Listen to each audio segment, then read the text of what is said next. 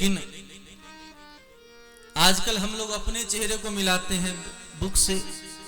हम एडवांस हैं तो ग्रंथ में एडवांस बातें लिखी है कि नहीं लिखी। पहले बुक में फेस को देखते थे, आज फेस को हम लोग बुक में देख रहे हैं। बोलो राधे राधे। राधे राधे।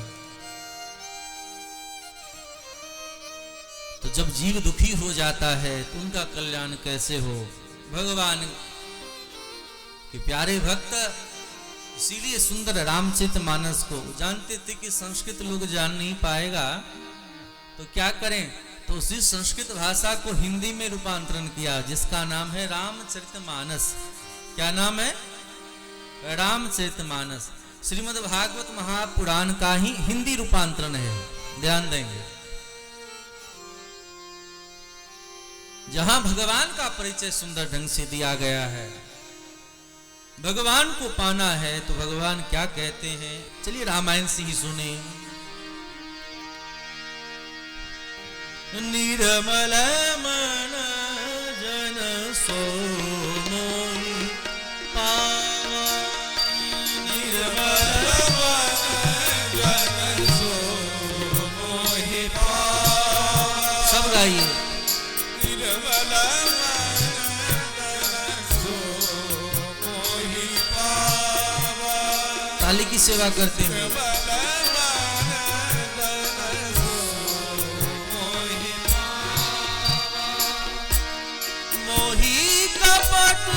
छल छिद्र न भावा, मोहि कपट छल छिद्र न भावा, मोहि कपट छल छिद्र न भावा, मोहि कपट छल छिद्र न भावा।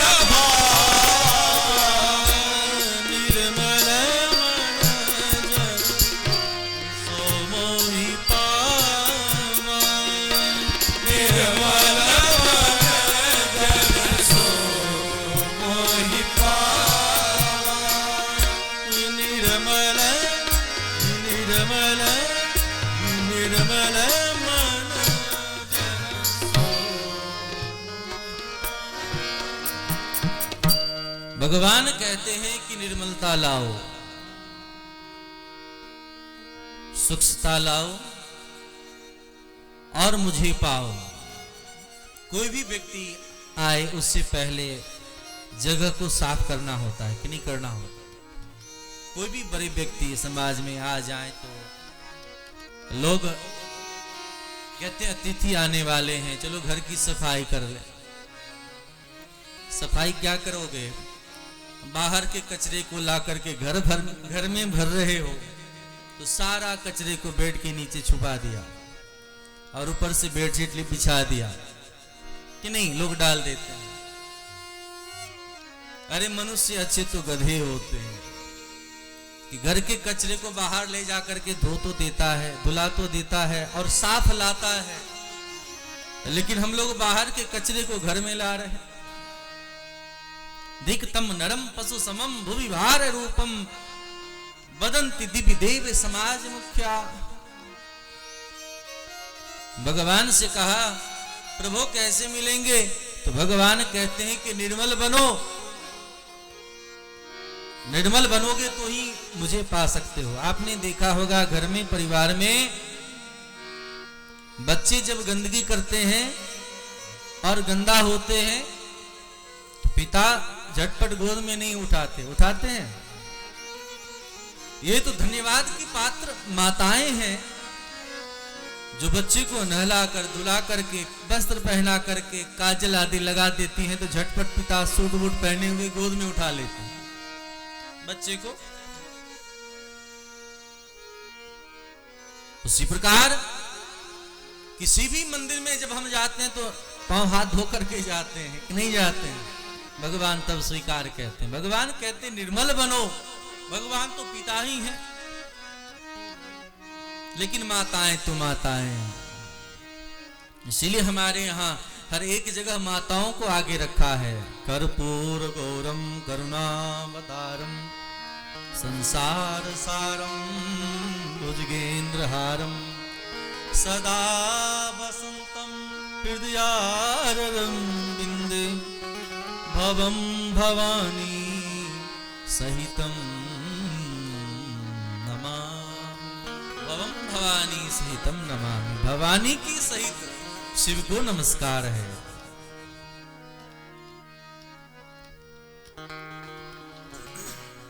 सीताराम, गौरी शंकर, राधा कृष्ण बोलते कि नहीं? क्योंकि भगवान को पाना इतना सरल नहीं है। तो भगवान कहते हैं निर्मल मनजन सो मोहि पावा, मोहि कपट छल छिद्र न भावा। और हम सबके भीतर में आप हर प्रकार से देखें गंदगी ही भरी पड़ी है। गंदगी है कि नहीं? आंख से निकले तो गंदगी, कान से निकले तो गंदगी, मुंह से निकले तो गंदगी, उपस्थ लिंग से निकले तो गंदगी। ये शरीर मलमूत्र बनाने का मशीनरी है। क्या है? मलमूत्र बनाने का मशीनरी है। और मल और मूत्र पर ही तो ये शरीर टिका हुआ है। विचार करें, जहां इतना गंदगी पहले से भरा है, काम, क्रोध, मद, मोह, लोभ, ईर्ष्या, द्वेष, भगवान आएंगे? तूने आंगन नहीं बुहारा, कैसे आएंगे भगवान? है कि नहीं?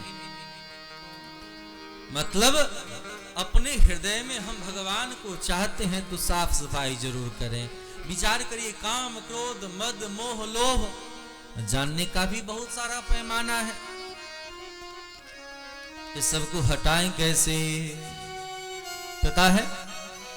काम, क्रोध, मद, मोह, लोभ को कैसे हटाएंगे? हटाने का कोई तरीका? किसी को पता हो तो बताएं, कैसे हटाएंगे?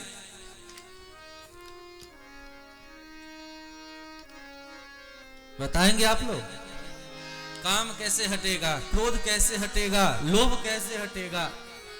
मद कैसे हटेगा? मात्सर्य कैसे हटेगा? इस सब का एक ही तरीका है। रामायण में कहा,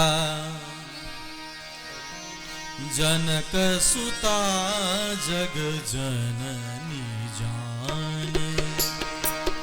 सब गाइए।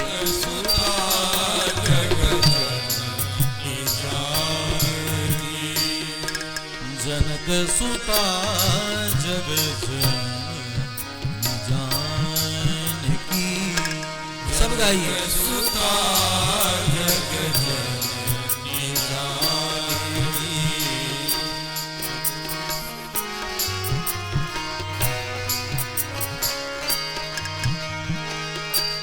अतिशय प्रिय करुणा निधान की।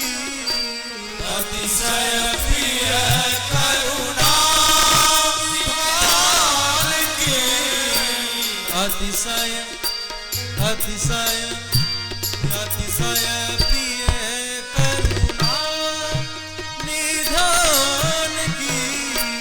अतिशय प्रिय करुणा निधान की। ताके युग पर कमल मनावो। ताके युग पर कमल जासु कृपा निर्मल मति पावो। जासु कृपा निर्मल मति पावो।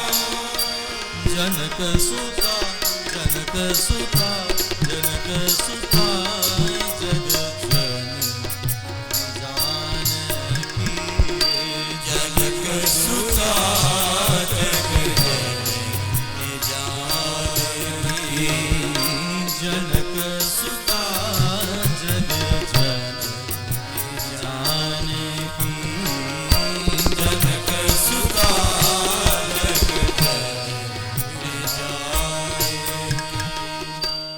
जनक सुता जग जननी जानकी। ध्यान दें, जब श्री सीता जी के चरण कमल को पकड़ा जाए, जनक सुता जग जननी जानकी, अतिशय प्रिय करुणा निधान की।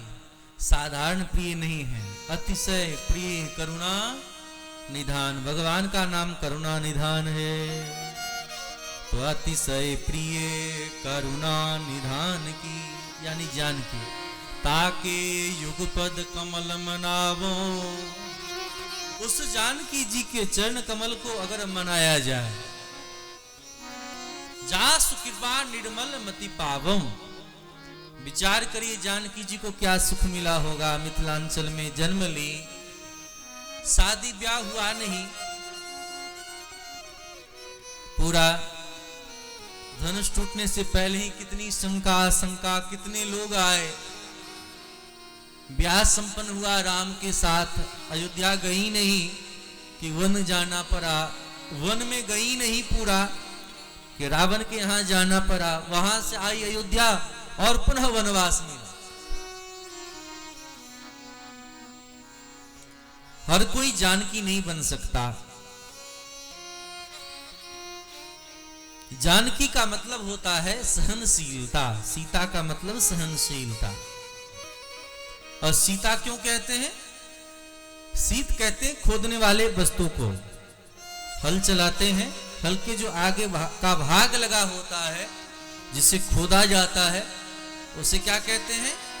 सीत कहते हैं ना। तो जो भीतर को खोद खोद करके दुर्गुणों को निकाल दे, जो खोद खोद करके दुर्गुणों को हटा दे, उनका नाम सीता, सीत। और अभी है शीतकाल, सर्दी का मौसम। भगवान के भक्ति से उत्प्रोत जो जीव हो जाता है उसे सर्दी नहीं लगती। सर्दी लगेगी जब व्यक्ति दुर्बल हो जाता है, तो अत्यधिक उसे ठंड लगती है कि नहीं लगती? कर्म करने वाले जीव को ठंड नहीं लगती, उद्यमी को ठंड नहीं लगती है। ठंड तो कायरों को लगती है, जो कायरता में दिन रात पड़े रहते हैं। बोलो राधे राधे राधे राधे। ऐसी श्री सीता जी, जिनकी बहन का नाम है श्रुतकीरति, जिनकी बहन का नाम है उर्मिला,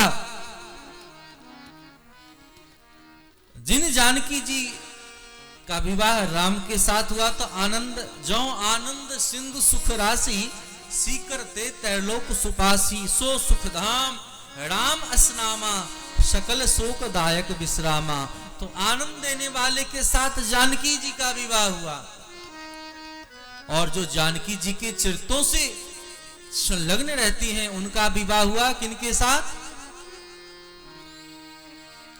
जिनकी कीर्ति महान है, यानी श्रुतकीरति। श्रुतकीरति का विवाह किसके साथ हुआ? शत्रुघ्न जी के साथ। और शत्रुघ्न जी का परिचय कैसे दे रहे हैं? जाके सुमिरन तेरी पुनासा, जाके सुमिरन तेरी पुनासा, जाके सुमिरन तेरी पुनासा, जाके सुमिरन तेरी पुनासा। नाम शत्रुघ्न वेद प्रकाशा, नाम शत्रुघ्न वेद प्रकाशा, नाम शत्रुघ्न वेद प्रकाशा, नाम शत्रुघ्न देव प्रकाशा। जाके सुमिरन थे यदि पुनासा, जाके सुमिरन थे यदि पुनासा, जाके सुमिरन थे यदि पुनासा, जाके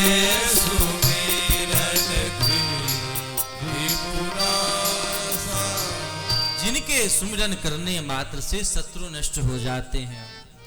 उनका नाम शत्रुघ्न, और उसी शत्रुघ्न जी महाराज के भाई का नाम राम है। तो शत्रुघ्न जी का परिचय दिया, नष्ट हो जाने वाला। हम सबके भीतर में बहुत सारे शत्रु विराजमान हैं, लेकिन शत्रुघ्न जी के प्रेम को देख करके बड़े बड़े शत्रु भीतर में विराजमान है, सब भाग जाएंगे। यहां इस कोरोना काल में जो अनेक वर्षों से यहां कथा होने वाला था, अन्य समयों के साथ साथ कोरोना रूपी महाभयंकर यह जो शत्रु है, मेरे शत्रु भी नष्ट हो जाए। यह शत्रु कब नष्ट होगा? जब तमुरिया में शत्रुघ्न मंडल जी के माध्यम से भागवत कथा का आयोजन होगा। बोले राधे राधे। यहां भागवत कथा क्यों हो रहा है? यहां पर इस कोरोना काल में बहुत सारे जीवों को बहुत सारा कष्ट हुआ। ऐसा शत्रु चाहे प्रत्यक्ष हो या अप्रत्यक्ष हो, हर प्रकार से लोग दुखी थे।